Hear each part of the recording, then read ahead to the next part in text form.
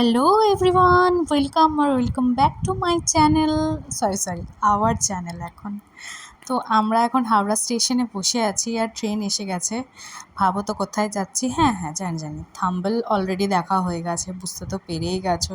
তো হ্যাঁ, আমরা এখন যাচ্ছি সিকিম ঘুরতে। তো ভীষণ এক্সাইটেড ছিলাম। আর আমাদের ট্রেন ছিল হচ্ছে ঠিক বিকেল 4টের সময় সরাইঘাট এক্সপ্রেস, ওটাতে করেই আমরা গিয়েছিলাম। তো এত ভালো লাগছিল কি বলবো, আর পুরো এসিতে যেহেতু বুক করেছিলাম সেই কারণের জন্য ভেতরে ঠান্ডাও ফিল হচ্ছিল, একদম পারফেক্ট। তখন আমি চা খেলাম বিকেলবেলায়, কারণ ভীষণ ঘুম পাচ্ছিল। আর আমাদের ট্রেনের টাইমিংটা এত অদ্ভুত, রাত্রি 1:30টার সময় ট্রেন থেকে আমরা নামবো, তো প্রায় সারা রাতই জেগে থাকতে হবে, তাই চেষ্টা করব যে একটুখানি ঘুমিয়ে নেওয়ার। তো ফাইনালি আমরা এখন এই যে এসে পড়েছি, ঠিক রাত্রি এখন 1টা বাজে, ট্রেন বিফোর টাইমে ঢুকিয়ে দিয়েছে। তো আমরা এসে কিছুক্ষণ বসেছিলাম ওয়েটিং রুমে, এখানে কিছু লোক তো ঘুমিয়েই পড়েছিল, আমরাও বসেছিলাম এখানে অনেকক্ষণ, কারণ এই রাত্রেবেলায় আমাদের কোথাও যাওয়ার নেই। তারপরে ঠিক একটুখানি সকাল হতে একটা দোকানের সামনে চলে এসেছিলাম, হাজার রকম খাবার দেখে সেসব আর খেতে না ইচ্ছে করে একটুখানি কফি নিয়েছিলাম দুজন মিলে ঘুমটা কাটানোর জন্য। তো সেই ঘুমটা কাটালাম, আর কফিটা এত ফ্রেশ ছিল যে খুব ভালো লাগলো। তারপরে এই যে সেই বিখ্যাত জায়গা এনজেপি স্টেশন, এটা দেখে নিশ্চয়ই তোমরা সবাই বুঝতে পেরে গেছো। তো ওখানেই আমরা দাঁড়িয়েছিলাম অনেকক্ষণ। আর আমরা যে ট্রাভেলারের সাথে ট্রাভেল করছি আজকে, তো আমাদের অনেকগুলো লোকের আসার কথা আছে, একটা আলাদা ট্রেন সবারই আছে। তাই আমার প্রচণ্ড খিদে পেয়ে গেছিলো বলে খাওয়া দাওয়া করে নিয়েছিলাম। আর আমাদের গাড়ি ছাড়তে ছাড়তে প্রায় 10:30 পৌনে 11টা হয়ে গিয়েছিল। আর ফাইনালি আমরা যাচ্ছি পাহাড়। I am so excited. আমার তো এখান থেকেই একদম মাথা মন সব একদম ফুরফুর করছি আনন্দে, যে ও গাইস আমরা পাহাড় যাচ্ছি, সেই ব্যাপার। তো রাস্তাঘাটের বিউটি তো নতুন করে কিছু বলার নেই। পুরো আমরা যাচ্ছিলাম শিলিগুড়ি থেকে সেবক রোড হয়ে একদম সিকিমের দিকে। আর আমরা যাচ্ছি আজকে একটা অফবিট সাইডে, আমরা যাচ্ছি ঋষিখোলাতে। সেখানে গিয়ে আমরা থাকবো, আজকে রাত্রেবেলাটা স্টে করব, কাল সকালে আমরা ওখান থেকে বেরিয়ে যাব। আজকের রাতটা অবধি ওখানে স্টে করব। আর জায়গাটা শুনেছি খুব সুন্দর, নদীর ধারে হোমস্টে। জানি না কতটা কি হবে, আমি তো ভীষণ এক্সাইটেড দেখার জন্য। তো আমরা বেরিয়ে পড়েছি, অনেকটাই পাহাড়ে প্রায় উঠে পড়েছি।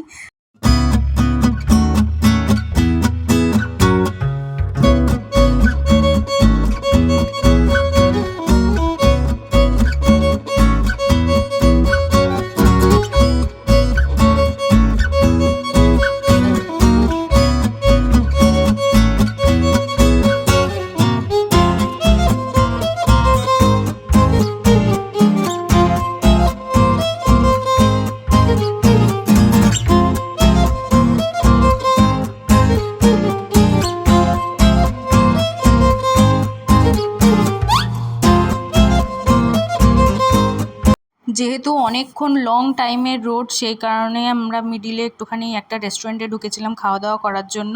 এটার নাম ছিল অভিনয় রেস্টুরেন্ট। আর সিরিয়াসলি বলতে এখানের ফুড কোয়ালিটি জাস্ট ও মাই গড। এখানে আমরা একটা চিকেন মোমো নিয়েছিলাম, আর পাহাড়ে এসেছি মোমো ট্রাই করবো না সে কি হয়। আর নিয়েছিলাম একটা র্যামেন। আর ট্রাস্ট মি, যা টেস্ট ছিল উফ, বলে বোঝাতে পারবো না, দুটোই দারুণ খেতে। আর আমি এখানে পেয়ে গেছিলাম আবার একটা ছোট কুকুর বাচ্চা, তার সাথে একটুখানি আদর করছিলাম। কি কিউট তাই না? দেখো আমার তো ভীষণ ভালো লেগেছে। তারপরে আমরা আবার বেরিয়ে পড়েছি, আর এই যে একদম দাঁড়িয়ে আছি, সিকিমের এন্টার করব আমরা এই মুহূর্তে। তো আমরা সিকিমে ঢুকে পড়েছি। আর এখানে রাস্তাগুলো খুবই ডেঞ্জারাস, খুবই ভয় লাগছিল দেখে।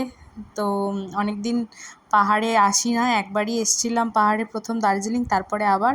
আর আমরা এখন প্রায় যেখানে আমাদের হোমস্টে সেখানে যাচ্ছি। আর বিশ্বাস করো রাস্তা যথেষ্ট খারাপ, যথেষ্ট খারাপ। আমরা তার মধ্যে দিয়েই যাচ্ছিলাম, ভীষণ ভয় লাগছিল।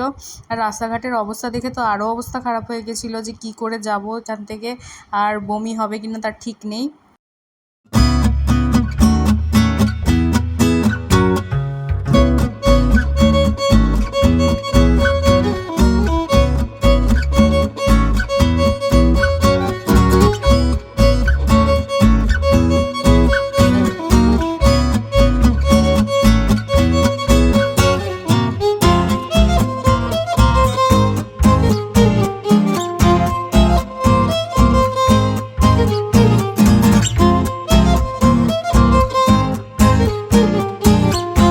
ঋষিখোলার ঋষি নদীর সামনে আমরা চলে এসেছি। আর নদীটা তো দেখতে দারুণ লাগছে।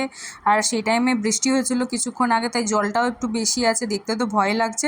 ওই যে দূরে দেখা যাচ্ছে আমাদের হোমস্টেগুলো ওই সাইডেই আছে, একদম নদীর ধারে, একদম মানে নদীর জলের সাউন্ড একদম কানে আসবে। তো আমরা যাচ্ছিলাম ওই দিকেই। আর আমার ভীষণ ভয় লাগছিল। এখানে দেখো সামনে একটা ছোট বাঁশের মতো ব্রিজ আছে, এটা নাকি প্রত্যেক বর্ষাকালেই ভেঙে যায়, কারণ স্বাভাবিক নদীর জল তখন বেড়েই যায়। আর কি বলবো, এত সুন্দর লাগছিল ছবির মতো, যে না দেখলে আর না সামনে থেকে ফিল করলে সেটা বোঝাই যায় না। তাও আমি তোমাদেরকে যতটা পসিবল হচ্ছে ভিডিওতে দেখানোর চেষ্টা করছি।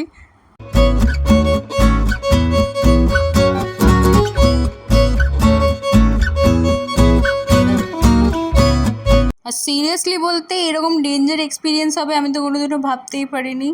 আমরা গাড়িতে ছিলাম, গাড়ির দাদা বললো কি না আমাদেরকে নদী গাড়িতেই ক্রস করতে হবে। বললাম সিরিয়াসলি, যেহেতু আমাদেরকে ওই সাইডে যেতে হবে। কী করে যাব, নদীতে এত জল, যদি কিছু হয়ে যায়। আমি তো ভীষণ ভয় পাচ্ছিলাম। আমরা সবাই মিলে তো একদম নদীর গায়ে এসে গাড়িটা দাঁড় করালো দাদারা। তো বাকি সমস্ত দাদারা চেক করার জন্য ওখানে নামারও চেষ্টা করছিল, যাতে দেখার বোঝার চেষ্টা করছিল জলটা কত কী আছে। ওদের যেহেতু ভয় লাগে না এই সমস্ত, আমার তো প্রচণ্ড ভয় লাগছিল। তো মানে আমি ভেতরে ভেতরে এক্সাইটেড প্লাস ভয়ে আমার অবস্থা খারাপ হয়ে গেছে। তো ওরা সমস্ত কিছুভাবে ট্রাই করছিল যে গাড়িটা যদি ওই পারে নিয়ে যাওয়া সম্ভব হয়। ওই পারে গাড়িটা না নিয়ে যেতে পারলে আমাদেরকে পুরোটা হেঁটে হেঁটে যেতে হবে অন্য রাস্তা ধরে, সেটা আরও বেশি ডিফিকাল্ট হবে। তো এর থেকে বেটার গাড়িটা নিয়েই ডিরেক্ট চলে যাওয়া ভালো।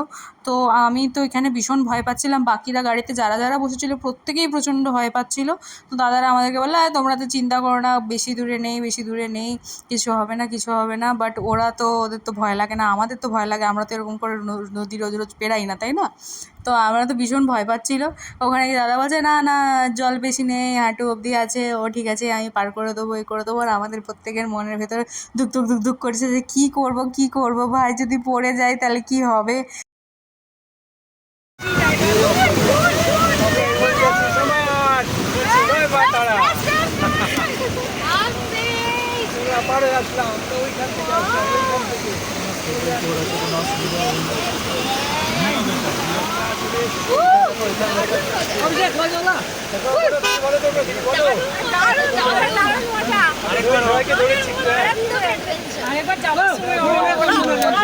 জীবনে প্রথম এত বড় একটা অ্যাডভেঞ্চার হলো, নদীর মধ্যে দিয়ে জাস্ট আমরা এলাম। মাই গড, আমি তো ভাবতেই পারছি না। উফ, কি যে বলবো, জাস্ট দেখো এই জায়গাটা। আর যেখানেই ঘুরতে যাই না কেন সেখানেই এরকম দু একটা ঠিক পাওয়া যায়। আর পাহাড়ে তো এরা থাকেই বেশিরভাগ লোকের বাড়িতে, কি আর করা যাবে। আর এই যে এটা আমাদের রুম, আমরা পেয়েছি রুমটা তো মোটামুটি ঠিকই আছে, কাজ চালিয়ে নেওয়ার মতো। কিন্তু সবথেকে বেশি বেস্ট যেটা হচ্ছে সেটা হচ্ছে এই জানলার ভিউটা। এখান থেকে পুরো নদীটা দেখা যাচ্ছে ওই সাইডে, একদম ওপর থেকে তুমি বেডে বসে বসে এনজয় করতে পারবে, সুন্দর, কোনো ঝামেলা নেই। এখানে জামাকাপড় রাখার জায়গা আর একটা ছোট্ট মতো আয়না আছে। আর তারপরে আছে ওয়াশরুম এখানে। আর ওয়াশরুমটা যথেষ্ট পরিষ্কার পরিচ্ছন্ন একদম ছিল, কোনো রকম প্রবলেম ছিল না। আর আমার তো ভীষণ পছন্দ হয়েছে। তারপর আমি একটুখানি নিচে ঘুরতে এসেছিলাম, ওটা মুরগির ঘর, ওইখানে টুকটাক বসার জায়গা, বেশ একটা গ্রাম্য পরিবেশ যেরকম হয় অফবিট সাইডে। আমার ভীষণ ভালো লাগছিল। মানে কারোর যদি মাইন্ড ফ্রেশ করার হয় তাহলে সে এখানে এসে আরামসে দিব্যি কাটাতে পারবে, কোনো ঝামেলাই নেই, মানে এরকম একটা ব্যাপার আর কি। তো আমরা এখন নদীর ধারে যাচ্ছি ওইদিকে। আর এখানে ছোট্ট একটা, যেহেতু বৃষ্টি হয়েছিল, ওয়াটারফল হয়ে গেছে, ছোটোখাটো একটা মানে জল যাতে আসছে নদীর ধারে, একদম পুরো ছোট্টখাটো একটা ওয়াটারফল লাগছিল, খুবই ভালো লাগছিল। আর এখান থেকে এত সুন্দর সাউন্ড আসছিল, এত পিসফুল জায়গা লাগছিল যে সকাল হোক সন্ধেবেলা হোক পুরো টাইমটা সুন্দর কেটে যাবে। মোবাইলের টাওয়ার মোটামুটি ভালোই ছিল, কোনো রকম প্রবলেম কিছু হয়নি, কিন্তু জায়গাটা জাস্ট দারুণ ছিল। আমি বেশি জলের কাছে যেতে ভয়ই পাচ্ছিলাম, আমার জলে অত বেশি মানে কি বলবো পাকামি নেই, কিন্তু এর অনেক পাকামি আছে, সেই কারণে জলের দিকে যাচ্ছিল।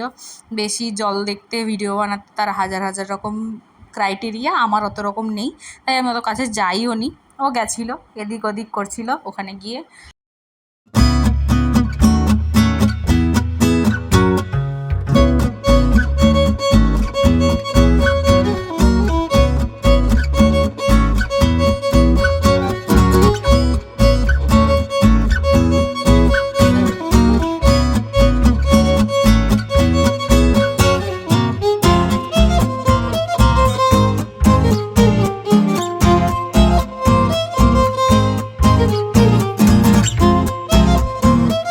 আর আমাদের হোমস্টেটার নাম ছিল রিভার সাইড হোমস্টে।